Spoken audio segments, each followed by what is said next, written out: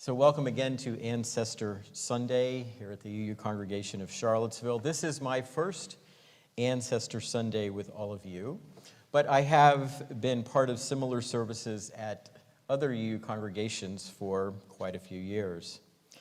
Now, a service like today can certainly bring tears and sorrow, and if tears are with you this morning, please don't try to hold them back. I always view tears as holy water. I think it's so very important that religious communities like this one hold space for those tears, for our grief, and hold space so that we can remember and honor those we love and have lost. As Reverend Leah reminded us, this is certainly a time when many different religious and cultural traditions hold services and rituals, and the reason they do is because many believe that at this time of year, the veil is thin between the living and the ancestors, between the material and the spirit worlds. This is indeed the season of Samhain and All Hallows Eve, Dia de los Muertos, All Souls Day, and so on. It is a time when altars are created, when prayers are offered, blessings are shared, and memories are most certainly stirred. And I think the thinness between the living and the ancestors resonates in Unitarian Universalism and in many other UU congregations that are holding services like this one, because I think we UUs find meaning in our belief in the healing power of love and memory. As the litany of remembrance you just heard says so well, memories of those we have lost can be stirred at any time and in any moment, by the blueness of the sky and by the rustling of leaves, by a particular sight or a familiar sound, and when we are feeling lost or when our hearts are filled with joy. And it is through those memories that the ancestors live on, for, as that litany reminds us, they are part of us. Now, as you heard, that litany was written by the late Roland Gittleson, a Reformed Jewish rabbi and spiritual writer. During his long career, Gittleson was a very vocal advocate for social justice and religious tolerance, and he took a very strong interest and wrote a number of wonderful books about the challenges of navigating family life in the modern and contemporary world. But I think for those who know anything about Gittleson, he is best remembered for his service during the Second World War. You see, Roland Gittleson was the very first Jewish chaplain in the history of the United States Marine Corps. He was present at one of the most important battles of the Second World War, Iwo Jima. And here's an image of Rabbi Gittleson on Iwo Jima. I hope we have that. There it is. That's Rabbi Gittleson. Over the course of the battle at Iwo Jima, almost 50,000 soldiers were killed or injured. Out of necessity and a need to honor those Americans who had died, a cemetery was established not long after the fighting had ended. Rabbi Gittleson was asked to preach the sermon at the service dedicating that cemetery. Unfortunately, religious bigotry and intolerance got in the way, as several Christian chaplains threatened to boycott the ceremony because they felt it was inappropriate for a Jewish chaplain to preach over the graves of Christians.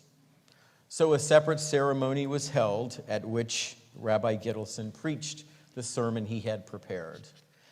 And what a shame it was that more people didn't hear that sermon, because I think it's fair to say Rabbi Gittleson's sermon that day is one of the greatest sermons ever written by an American.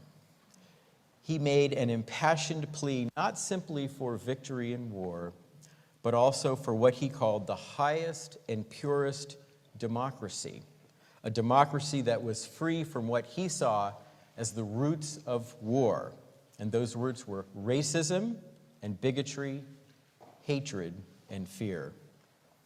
I would add that those who were present and heard Gittleson preach that sermon remarked to each other that they now had a sense of what it must have felt like to be at Gettysburg and hear Lincoln. What they did.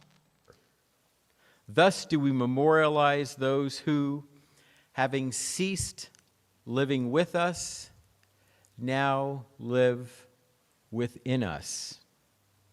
Thus we do consecrate ourselves to carry on the struggle they began.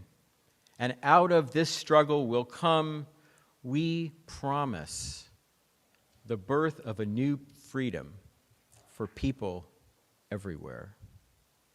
That's what Roland Gittleson told those on Iwo Jima that they owed to their comrades, to the ancestors, living a life in which a new birth of freedom would come about. A new democracy, purest and highest form of democracy, a world free of racism, hate, and intolerance. Now, this brief excerpt doesn't begin to do justice to the beauty of that sermon, and you can read it online. You can Google his name, and you should be able to find it. But what does come through in these words and in the litany that Reverend Leah read is that human beings are connected by bonds that cannot be broken, not even by death. Through the power of memory and of love, those we have lost live on within us, touching and inspiring our lives with love and memory. And it is the power of love and memory that wipes away our tears and that heals our grieving hearts. As the late Unitarian Universalist minister Forrest Church pointed out, death may be the end of life, but it most certainly is not the end of love. When it comes to love, the veil is always thin between the living and the ancestors. We carry their love, their beauty, their blessings, their divine light in us. So what I'd like to invite us to do now is to take a few moments for what I like to call the calling out of names. So in a moment, I'm going to invite those here in the sanctuary. You don't need to raise your hand, just to call out the name. You can do it softly or loudly. Just call out the name or names of someone or someone's that your beloveds that you have lost. Those of you on Zoom, I would like to invite you to type names into the chat. So here in the sanctuary on Rugby Road, I now invite anyone who is so moved, just call out a name of a loved one that you have lost.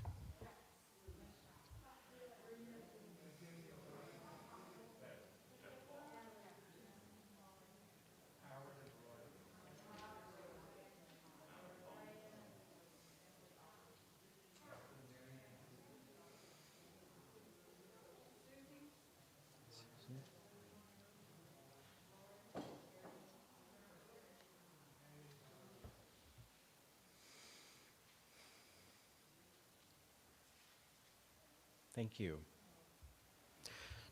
Please continue. I see many names in the chat on Zoom.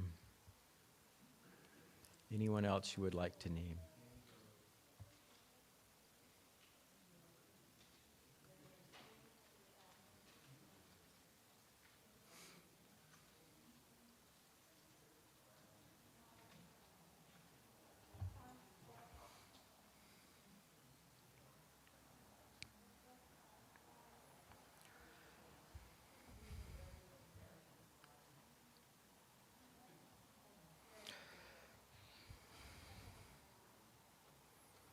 Thank you all very much. Those of you on Zoom, you may continue to put names in the chat.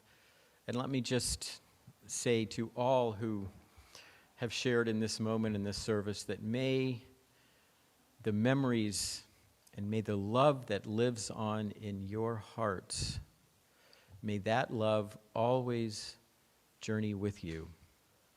May it bring you comfort, may it bring you peace, and may it bring you hope.